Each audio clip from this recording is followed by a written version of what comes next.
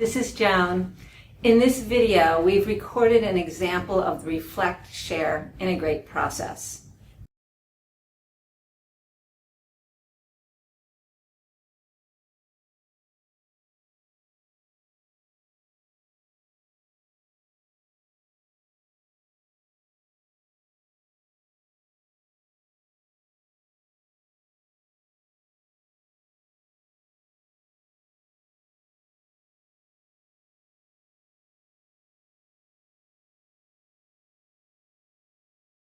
There's meanings that come from the outside and there's meanings that come from the inside. So I'm really curious about processes that create space for scaffolding understanding in a way that you own, regardless of who your professors are in this case. Now, I first got interested in this from a teaching point of view. I teach, for example, a Modern 1 class, and those are students who are interested in a whole range of things and not necessarily interested in dancing for the rest of their lives. They're doing it for another reason, which is very different from a Modern 3 or a Modern 4 class, or even an upper level composition class, where those are folks who the class they're in is something they actually are passionate about already and want to keep doing. So I got interested in how do I make Modern 1 relevant in the sense that there's space to draw connections. So for me, it's centering, helping you all know that you're the center of your world and not necessarily the classes being the center. Sometimes coming out of high school, it's which you're now far from, but coming out of high school, it can be, I must adapt to these teachers and do as they say, rather than I must take in what's being offered and organize it for myself. So that's where I'm coming from. So I'd like to do an exchange at these two tables amongst yourselves. And what I'm going to do is I'm going to set a timer for 2 minutes. And this is not a traditional conversation. It's a no crosstalk opportunity to be listened to.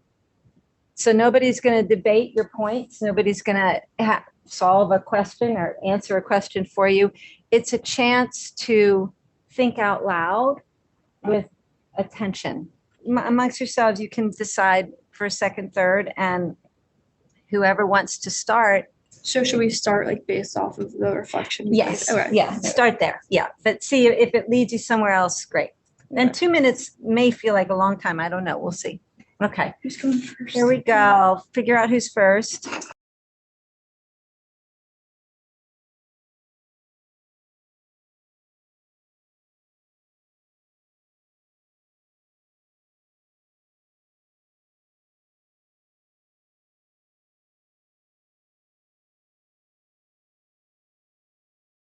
So many people because That made me scared, man. And that's the third round.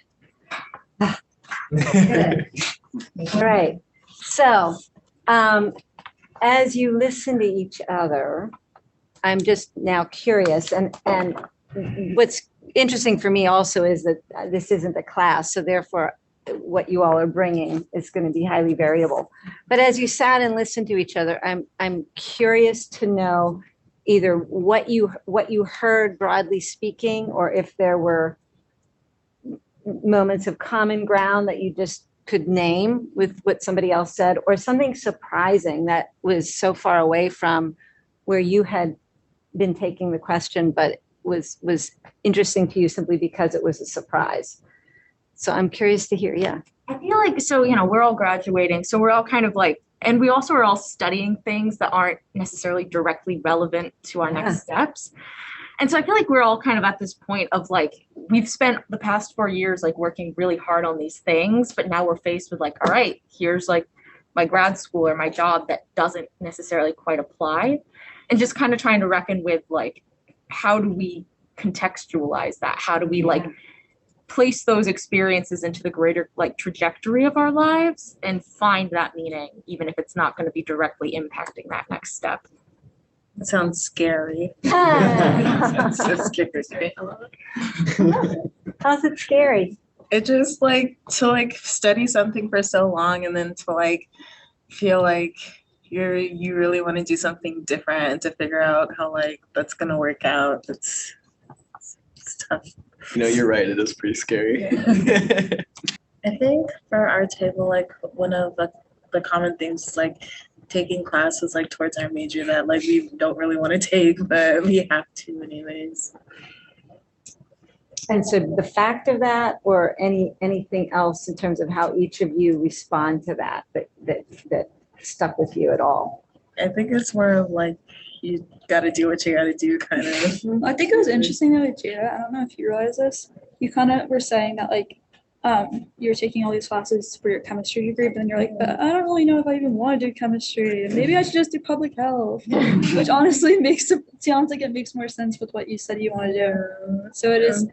I think it's interesting how maybe we all kind of like get this thing in our mind if we're going to do this major, and then you kind of have to decide very quickly if you want to do that or not, and if not, you're kind of screwed unless you want to take a few extra years to get the credits to switch.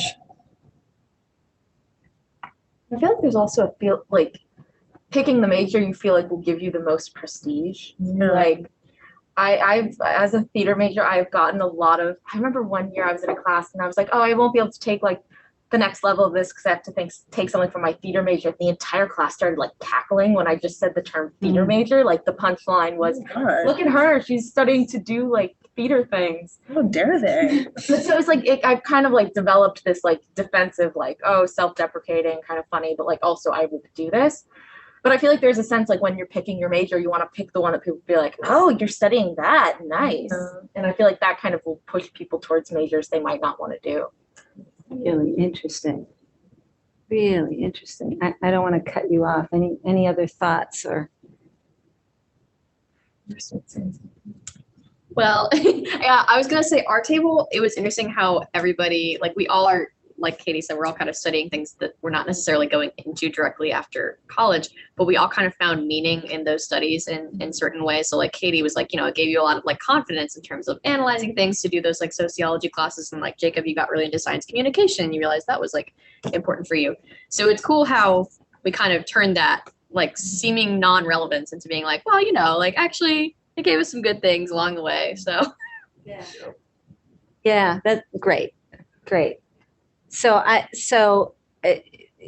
if this were a course, I would be linking what you've said back to like my next topic or my next project.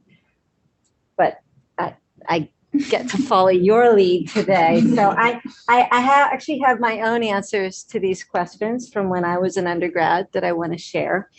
But I'd also like to just responding, because I didn't know, of course, what anybody would say, but just responding to what I'm hearing.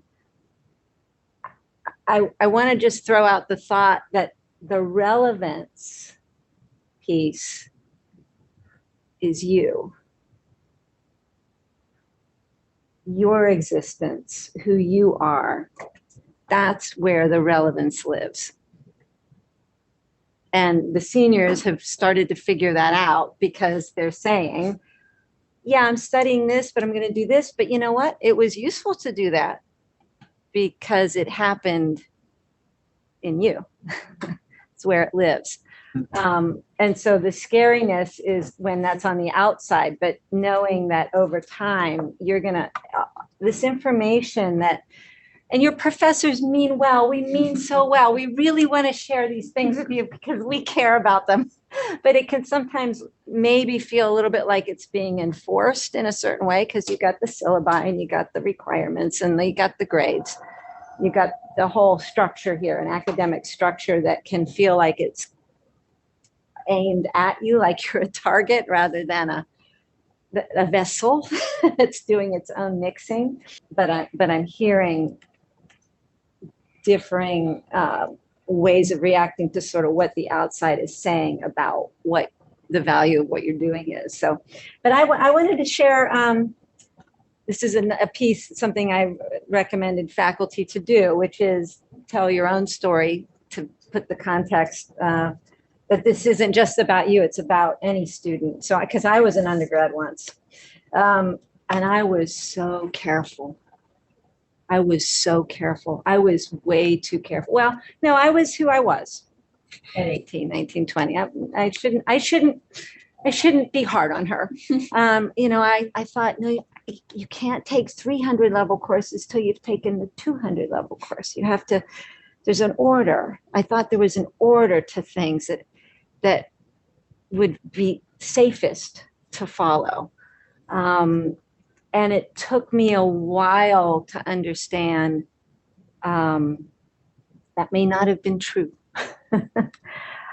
So I remember being very careful. I'd be curious to know if you thought about things that you've already thought about before and got to take a little further, or if this little process pointed to something that was slightly different than something you've contemplated before.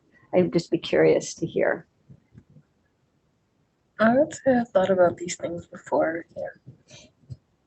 I think the one that I brought in, the example I thought about before, but then when I was here, like saying the thing about the crime and my specific major, I've definitely like thought about it very abstractly before, but it was, I think, something maybe Katie or Claire, I don't know, one of you said that kind of like made me put it to words kind of, or like realize it. Great.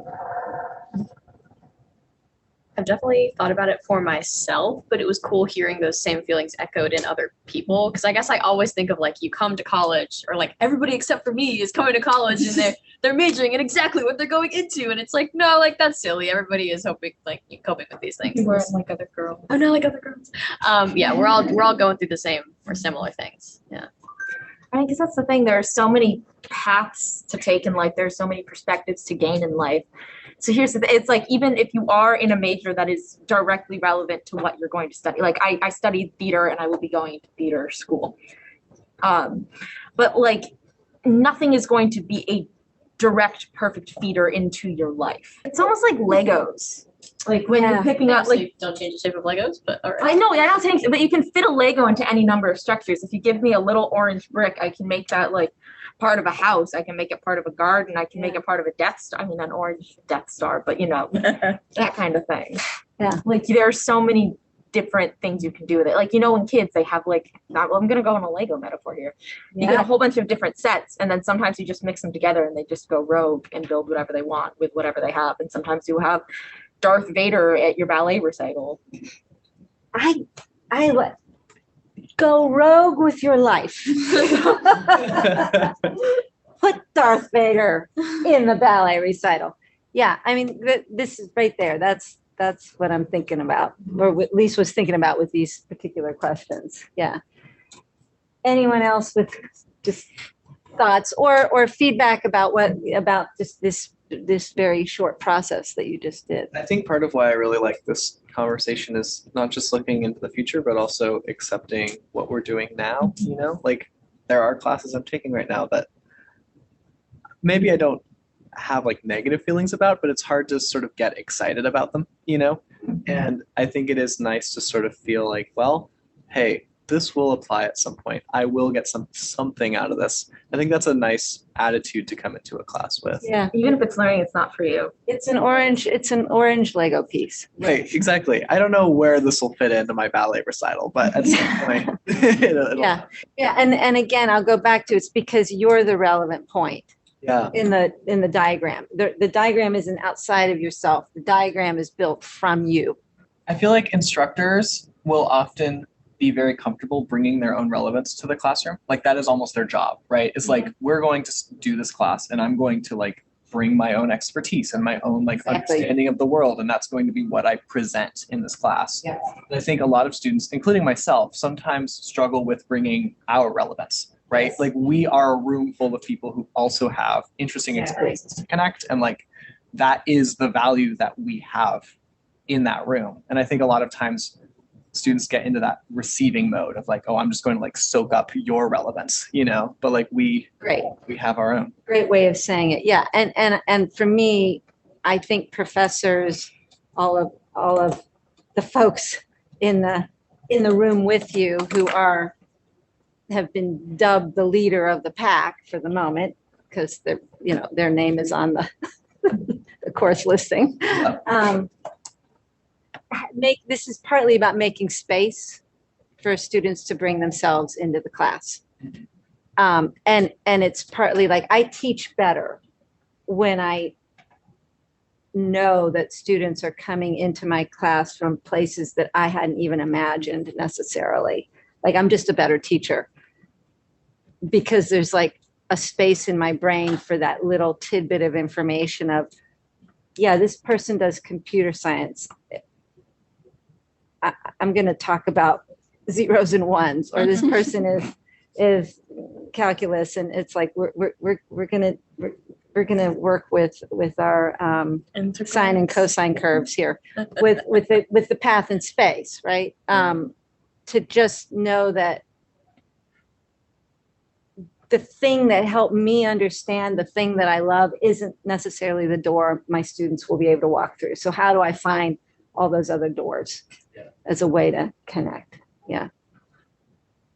So that's what I've been working on, trying to find words. I'm a dancer, so I'm nonverbal. So finding words for a process that makes the classroom kind of a shared learning space, not just with the professor leading it with their own insights, but finding a way to get more information and also more internal processing for the individuals in the class. So Thank you, Joan. I thank you for this.